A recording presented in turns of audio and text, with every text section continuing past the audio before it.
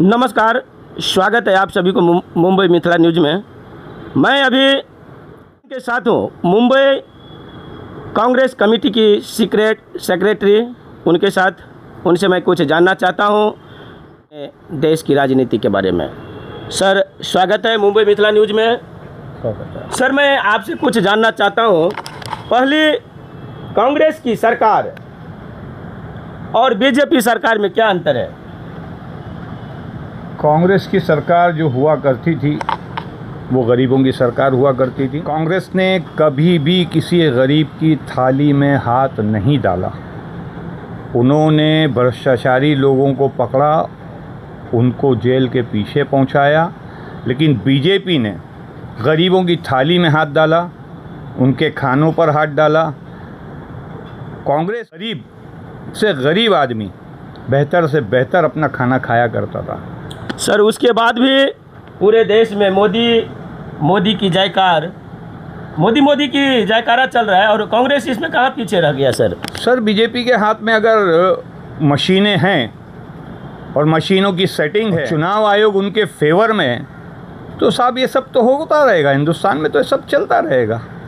Sir, Modi सरकार ने क्या ऐसा कर दिया कि कांग्रेस से हुआ नहीं कभी? मोदी सरकार ने सबसे पहले तो बैलेट पेपर को गायब कर दिया। अगर इतने ही ईमानदार हैं तो आप बैलेट पेपर से इलेक्शन करवा लीजिए। तो ये बैलेट पेपर लाया कौन था सर? बैलेट पेपर तो शुरू से था, कांग्रेस के दौर में बैलेट पेपर से ही हुआ करता था। इन लोगों ने लाया कि मशीन, हालांकि कांग्रेस ने ही मशीन को लाया था, लेकिन वो एक आसान तरीके के लिए लाया था। उसका इन लोगों ने उसका गलत फ़ायदा उठाकर मशीनें हाइक करके, अब आप बताइए कि मतलब एक जोक टाइप है ये। मतलब कोई भी पार्टी का आदमी ये बोलता है कि मुझे वोट दो, मुझे वोट दो, मुझे वोट दो। सिर्फ बीजेपी एक ऐसी पार्टी है, वो ये कहती है कि आप वोट किसी को भी दो, वो आएगा हमारी ही तरफ घूम कर। अब बताइए आप कि इस तरह का अगर होता रहेगा मामला, तो कैसे हमारे देश में प्रगति होगी, कैसे उन्नति होगी, कैसे मतलब हम देश को आगे बढ़ा सकेंगे? स्पष्ट में थोड़ा समझाने की कोशिश करेंगे सर, क्या सच्चाई क्या बोलना चाहते हैं आप? सर, इसका तत्व यही है कि आप अगर देश को चलाना चाहते हैं तो सबसे पहले आपको ये जो हिंदू मुस्लिम का कार्ड खेलते हो, आपको ये ख़त्म करना पड़ेगा। इतना दुख होता है कि छोटे छोटे मासूम बच्चे जिनके हाथों में किताबें होना चाहिए थी, आज वो खंजर और तलवारें और चाकू छुरी लेकर किसी भी त्यौहार में लहराते हुए नज़र आते हैं। बहुत दुख होता है सर, बहुत दुख होता है। ये सब चीज़ें कांग्रेस के दौर में नहीं थी। कांग्रेस एक साफ सुथरी पार्टी थी। कांग्रेस ने कभी भी जात पात मज़हब का खेल ही नहीं खेला, बल्कि कांग्रेस वाले हर जाति धर्म के लोगों को उन्होंने आगे बढ़ाया, देश को आगे बढ़ाया, सारी चीज़ें। अब आप बताइए ना साहब, इन्होंने लाया क्या है? सारी चीज़ें तो कांग्रेस की दी हुई है। कंप्यूटर कांग्रेस का दिया हुआ है, इंफ्रास्ट्रक्चर कांग्रेस का दिया हुआ, सारी चीज़ें तो कांग्रेस ने लाई है। इन्होंने दिया क्या? इन्होंने हाँ एक चीज़ दी है, जाति धर्म के नाम पे दंगा फसाद, जलाना, फूंकना, बुलडोज़र चलाना। अब आप बताइए साहब, एक आदमी, चलिए मैं बोलता हूँ मेरी गलती है, मेरे परिवार की तो कोई गलती नहीं है। अगर आप उसके ऊपर मेरे परिवार पे लाकर आप पूरे घर को बुलडोज़र से गिरा दोगे तो मेरा परिवार कहाँ जाएगा साहब? कहाँ जाएगा वो? मेरा कसूर आप डालिए ना जेल में, फांसी पे लटका दीजिए ना, लेकिन एक कसूर की आड़ में आप उसके परिवार को उद्ध्वस्त कर देते हो। ये कहाँ का न्याय है? ये कहाँ का इंसाफ है? तो क्या आपको क्या लगता है इस पे, मतलब धर्म के कुछ ऐसा लगता है कि मोदी ही कर रहे हैं क्या हिंदू मुस्लिम करके? बिल्कुल, बीजेपी आई है जब से, ये 2014 के बाद से ये शुरू हुआ है। इससे पहले हिंदू और मुस्लिम नहीं थे क्या? हिंदू मुस्लिम होता था, लेकिन उसको कंट्रोल किया जाता था। जितनी शिद्दत से अब हो रहा है उतनी शिद्दत से पहले नहीं हुआ करना। कांग्रेस उस मसले को दबा ले जाती थी, उसको दबाती थी और उसको मतलब उभरने नहीं देती थी। लेकिन यहाँ तो ऐसा है कि एक छोटा सा कंकर भी गिरेगा तो उसको उभारा जाता है। अब आप बताइए कि एक आदमी अपने थैली में मटन लेके जा रहा है, चिकन लेकर जा रहा है। अब वो 4 कदम पे जाने के बाद में वो बड़े का गोश्त हो जाता है, माता का गोश्त हो जाता है, उसके ऊपर मॉब लिंचिंग हो जाती है, बेतहाशा मारते हैं, उसकी वीडियोग्राफी करके डाल दी जाती है। शासन प्रशासन खामोश है। सर, हिंदू मुस्लिम के बारे में तो मैं नहीं कुछ बात करना चाहता हूँ।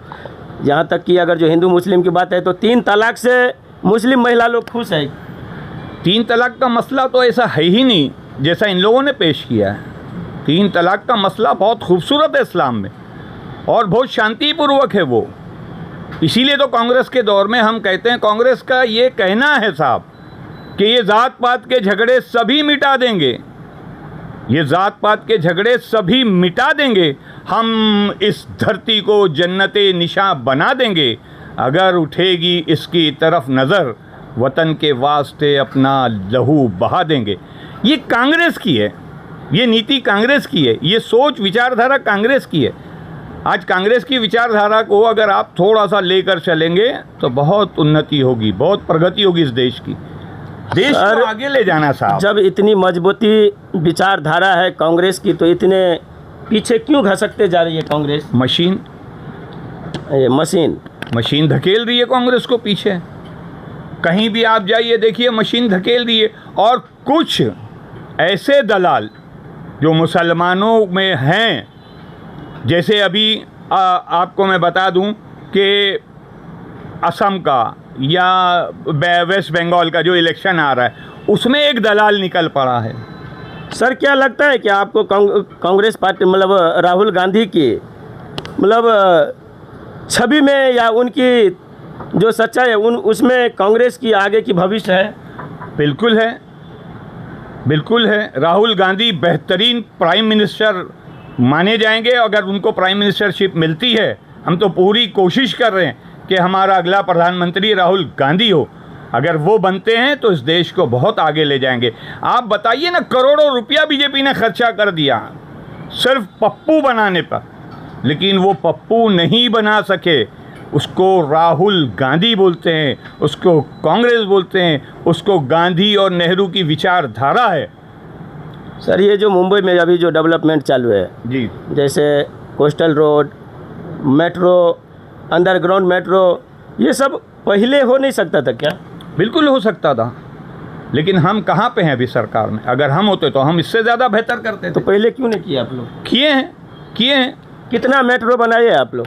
हमारे दौर का ही है मेट्रो का, स्टार्टिंग हमारा ही है, हमने ही स्टार्ट किया था। अब किसी प्रोजेक्ट को हम स्टार्ट करें, उसके बाद हम सत्ता में न रहें तो आने वाला तो उसको आगे फॉलोअप करेगा ही ना। मुझे एक भी मेट्रो बताइए महाराष्ट्र के अंदर की कांग्रेस बनाए है। कांग्रेस ने मेट्रो की नींव डाली है, लेकिन ये बदकिस्मती रही हमारी कि नींव डालने के बाद में हम सत्ता में नहीं रहे। लेकिन ये याद रखिए आपके जिस दिन भी कांग्रेस सत्ता में आई, हमारे माननीय राहुल गांधी जी प्राइम मिनिस्टर बने, तो इस देश को हर युवा, हर बूढ़ा, जवान, महिला सब मिलकर उनके हाथों को मजबूत करेंगे और इस देश को उन्नति और प्रगति के रास्तों पे ले जाएंगे।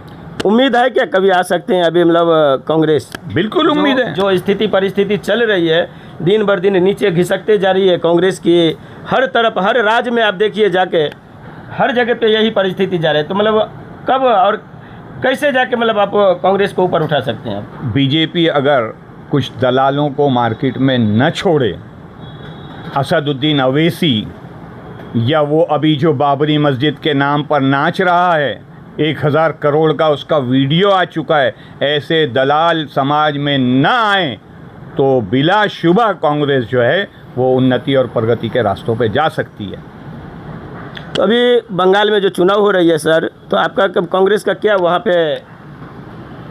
कांग्रेस लड़ेगी वहाँ पे, बिल्कुल लड़ेगी और अच्छे प्रकार से लड़ेगी। कितनी सीट आएगी कांग्रेस की?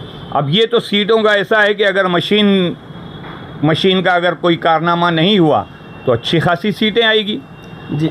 और उसमें ये जो दलाल जा रहे हैं, असदुद्दीन अवैसी MIM के जो सबसे बड़े, जो बीजेपी के सबसे बड़े बिकाऊ हैं, वो जा रहे हैं वहाँ पे। अब आप देखिए, एक बात मैं आपको बता दूं, जब तक ये हैदराबाद में सीमित थे तब तक तो ठीक था। ये हैदराबाद से निकल के यूपी में पहुंचे हैं, बीजेपी की सरकार आई है। बिहार पहुंचे हैं, बीजेपी की सरकार आई। ये शख्स जहां जहां भी जाता है, वो गाना है ना, मेरे कदम जहां पड़े, वही वाला काम होता है कि ये जिस जगह भी जाके अपने कदम डालता है, वहाँ पे सिर्फ और सिर्फ कांग्रेस को हराने का काम और बीजेपी को जिताने का काम करता है। बिहार में 6 सीट चाहिए थी सीमांचल की, उनको दे दिया गया और पूरा बिहार ले लिया गया। जी धन्यवाद सर आपको। देखो कहीं मेरा फोटो